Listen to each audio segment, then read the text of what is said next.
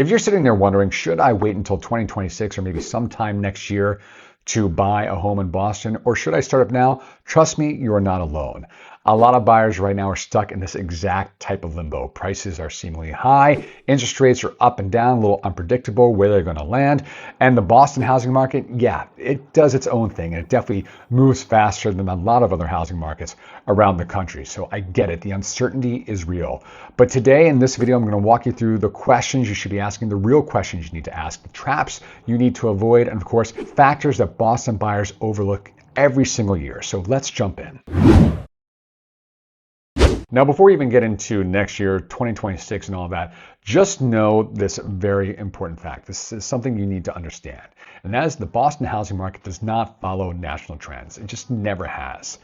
And so when the national headlines, national news are screaming about how prices are cooling and how demand's going down, just know that Boston neighborhoods, cities and towns outside of Boston often are continuing to see strong demand and continue to see price increases year after year after year. I get this question a lot from buyers.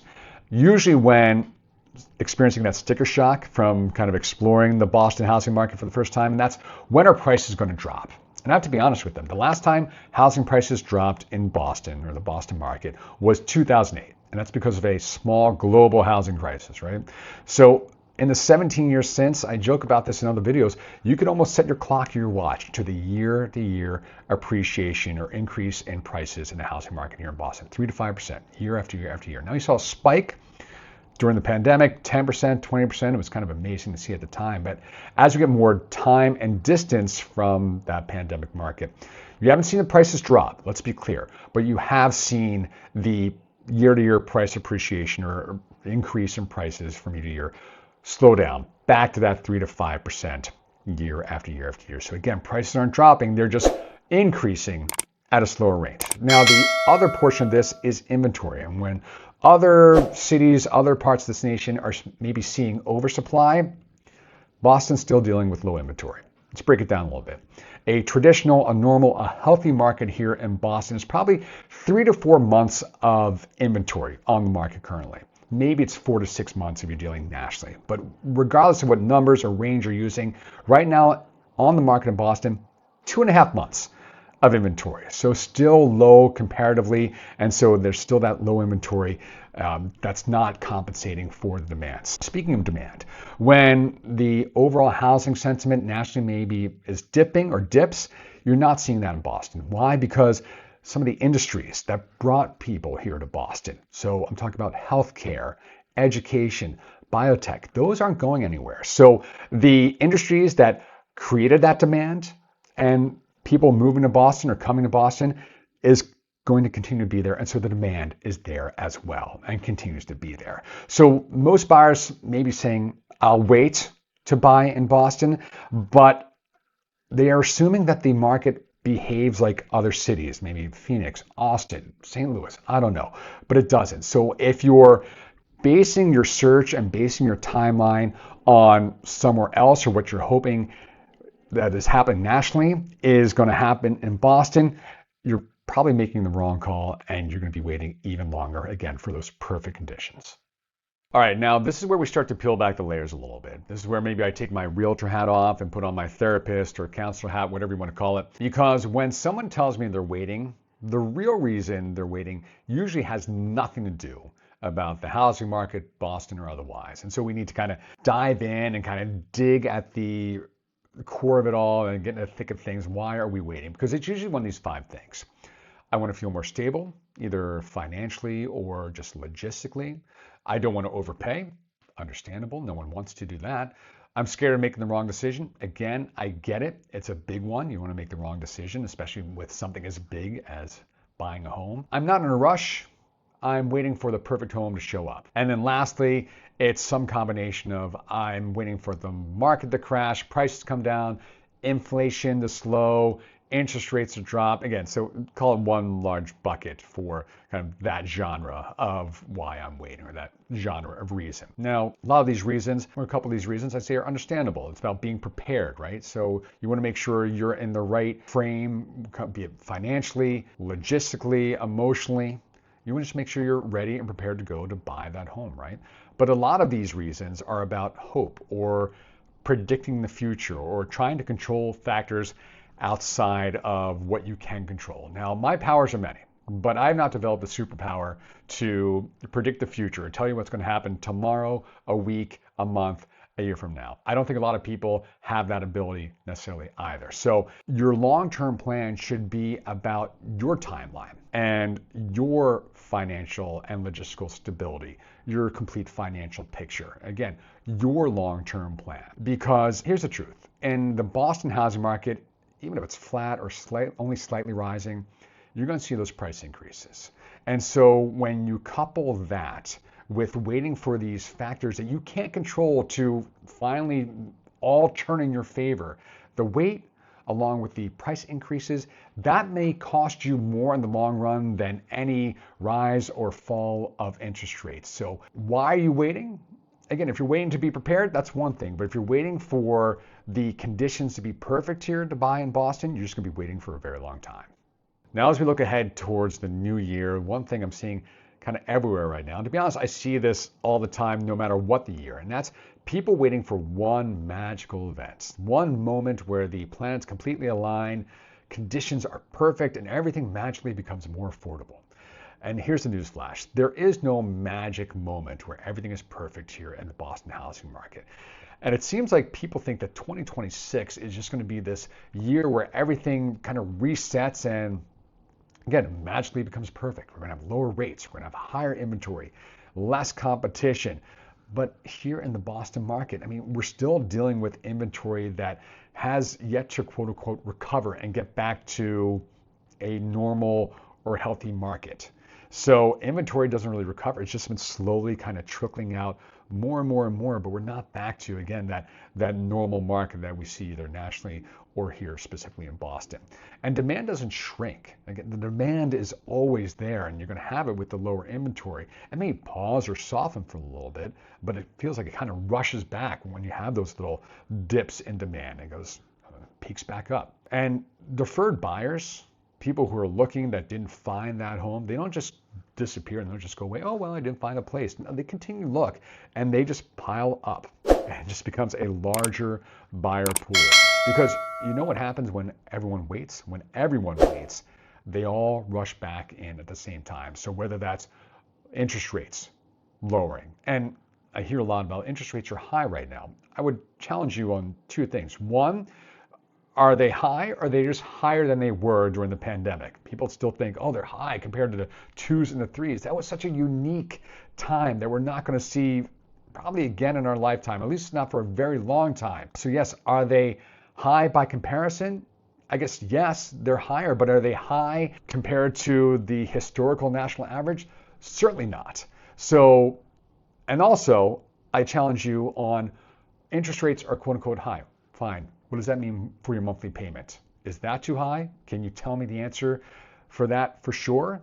I don't think you can probably at this point. So again, find out that answer and then tell me what is too high and what is not. Again, when it goes back to what happens when everyone waits, they all rush back in at the same time.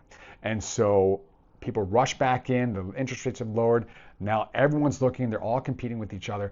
And now people are shocked that the competition is as high as it's ever been, and now you're dealing with multiple offer situations and paying over list price and paying now more because you waited for the quote-unquote perfect conditions, which turn out aren't so perfect. Now, I'm not here to tell you that you need to buy now, that you need to start your home search immediately, go get an offer accepted tomorrow. No, far from it. I am here to tell you, though, that you need to make sure you're looking at and just make sure you're doing the math the right way, because most people, most buyers think that waiting costs them nothing. But in most housing markets, and Boston in particular, waiting has a price that is a little less obvious, a little more subtle, and goes beyond just the prices of the homes themselves. So let's bring it back to the Boston housing market. Even in a flat or slightly rising market or slower rising market, the best homes are going to get a lot of attention. So whether that's a home on a quiet street or has a new roof and new systems, or it's newly renovated, or it's got great views or great parking.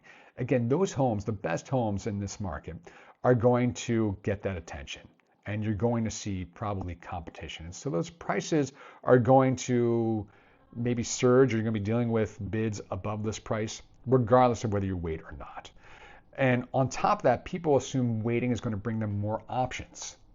Like there's some particular month in the next year where you're going to see all of these numerous options that only you are going to be looking at. Now, during a spring market where you traditionally see more inventory and more options, yes, that probably is the case. But you're also going to see more competition, more people looking at the same time. So what is this magical time of the year that you're waiting for that's going to create all of these other options or have all of this much more inventory where you're the only buyer out there looking at that time? It just doesn't exist.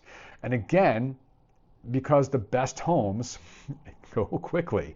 And so not only are you maybe dealing with a multiple offer situation, or you're dealing with a home that gets a lot of attention, but those best homes, those great homes, seemingly are off the market after that first weekend of open houses or showings. You know, how many times you've seen the days on market or days to offer less than a week? I'm sure it may be a source of frustration for you if you've been kind of going at this for a little bit.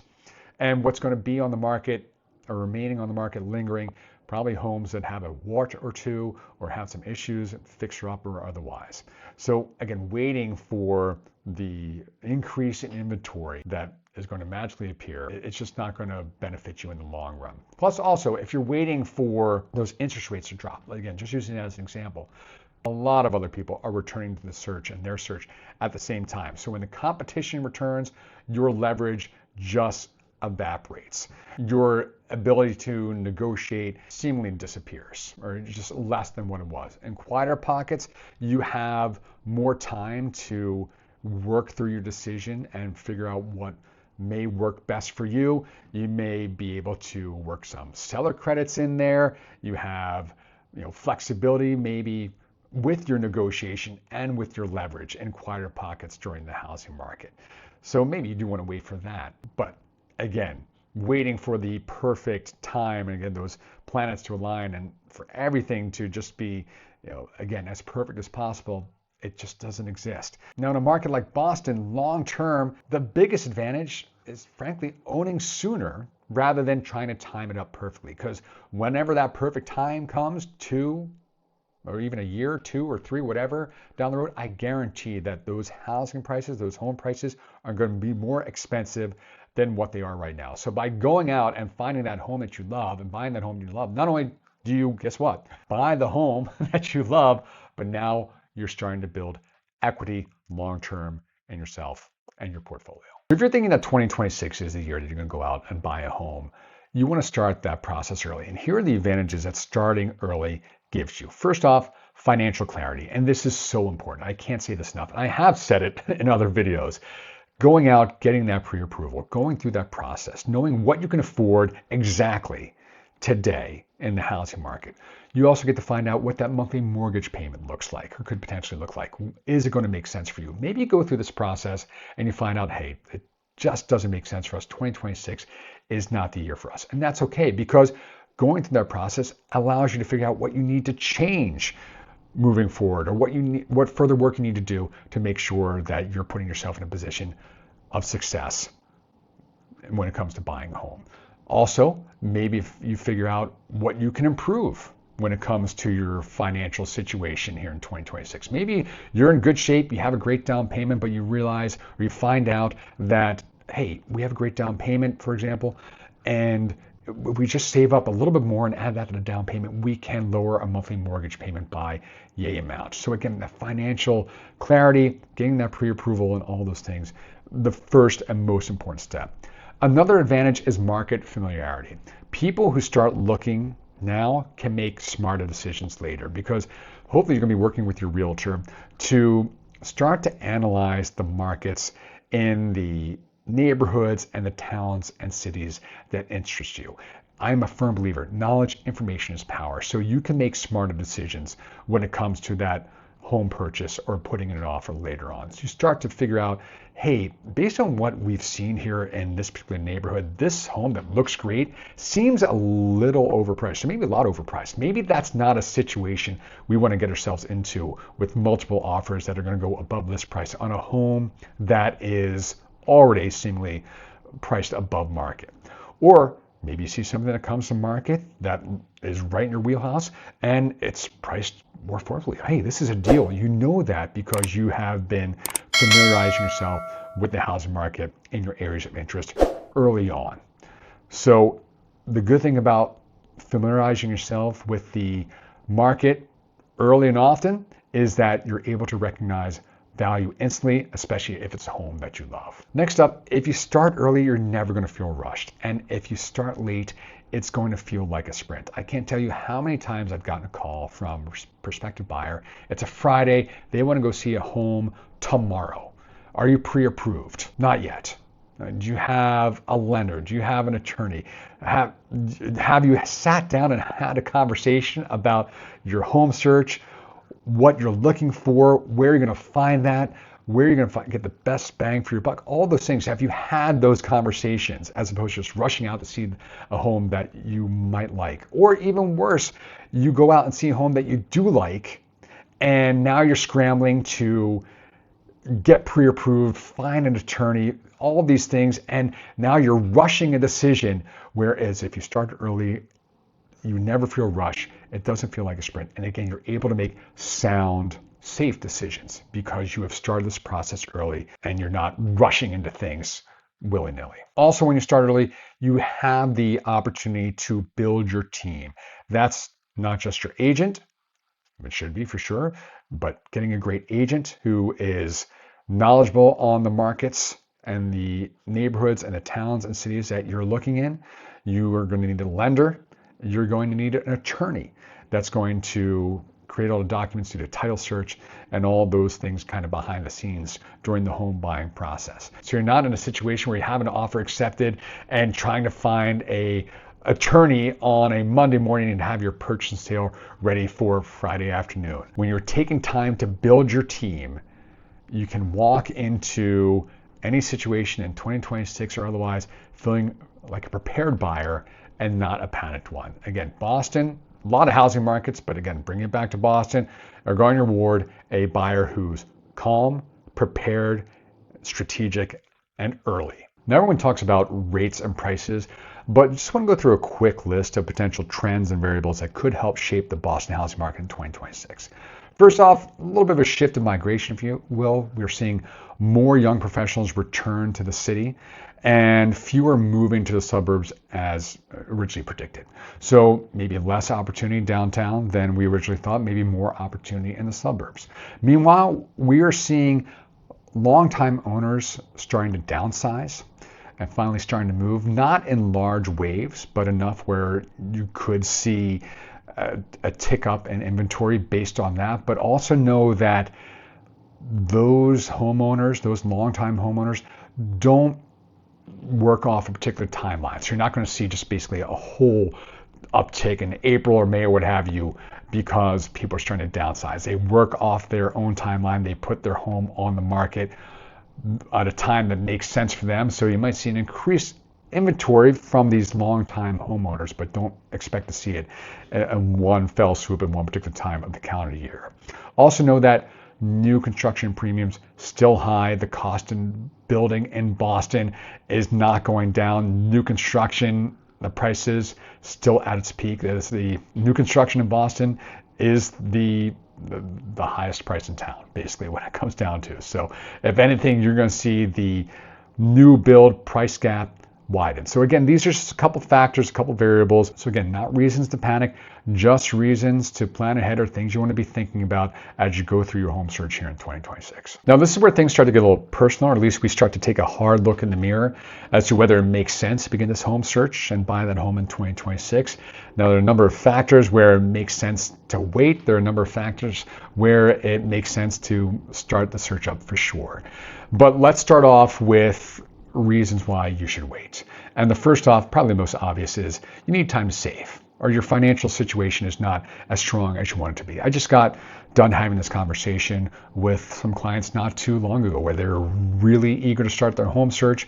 We started up the pre-approval process and they found out that it just made sense to wait a little bit. They wanted to save more for their down payment so that they could lower their monthly mortgage payment to where they wanted to be. And so we put things on pause. They're saving up as we speak, and we're going to start back up in a couple months, and they're going to be in a better financial position, and they're going to be able to have perhaps more success with their home search than if they start up right now. So a situation where it made sense to hold off. Also, I'd say you want to make sure that your employment is in a good place and in a good situation. So whether your company is going through a reorg or perhaps downsizing, or you've just started up a new job and want to make sure you're spending more time and that job is on firm footing, the last thing you want to do is get an offer accepted, close on a home, and find out that your job isn't there anymore. And now you're paying for monthly mortgage payment and all the other associated costs without a job or salary. So just make sure your job is on firm footing, or if you feel like it's maybe a little tenuous, maybe you just want to hold off for the time being. Also, not sure Boston is where you want to live, right? You like the thought of Boston, but just not completely sold on it or completely on board. Again, please wait. Do not start your home search without being sure that you actually want to live in and around Boston, because that's just the first step to buyer's remorse and buyer's regret. Now, you should start for any one of these reasons. Hey, you're financially stable, your financial picture is very strong, you're in a good place there. You want to buy calmly instead of panicking. So yes, start now. We talked about this earlier in the video. We do not need to rush the home buying process. Start it early, and so you can just be cool, calm, collected, prepared, strategic when it comes to your home search. Of course, if you're planning on staying in Boston for 4 more years and you kind of want to get out of the rental market, you're paying your landlord's mortgage payment, you want to be paying your own mortgage payment, building your own equity, you know you're going to be for a while, yeah, feel free to start up that home search. Also, start now if you want to take advantage of quieter buying windows. Yes, the spring market is intense, it's competitive, it can be a little bit of a frenzy, but if you start now where either you're around the holidays or summer or coming out of the new year where again it's quieter, you might be able to find success with less competition from other buyers. So those are a couple factors, reasons why it might make sense to wait and hold off on the home search, or why it may make sense to get started now. Now, in all my years of real estate, the biggest lesson I've taken from helping buyers relocate to or in and around Boston is that people rarely regret buying, but they do sometimes regret waiting. And that's not necessarily because of prices, but I find it's because they found that they've missed out on that great home, or they've missed out on the opportunity. But most importantly, they feel like they've delayed the start of building their life here in Boston. So if it makes sense to act now and get started, do so. Appreciate you just sticking with me through this video. We're just about wrapped up, but I just want to say, after helping many a buyer over the years find success in the Boston housing market, I just want to offer this advice. And like I said earlier, I will never tell anyone that they need to buy now. That's not how I work. But I will tell you this. The buyers who reach out early, even if they're like a year out, are the ones who end up with the smoothest experience. They know the neighborhoods, they know the patterns, they know the flow of the home buying process, they know the flow of the markets. So when the right home shows up for them, they're ready. If you want to buy in 2026, great. Start preparing now so you can actually get the home that you want, the home that you love, because it's not about the perfect timing. It's not about luck here when it comes to the Boston housing market. It's about strategy. It's about preparedness. It's about timing, not necessarily the timing where everything is perfect and the planets are all aligned, but it is about timing, and it's also about confidence. And trust me when I say you do not need to figure out this alone. There are people that can help you find success here when it comes to buying a home in and around Boston. So I appreciate you watching this video.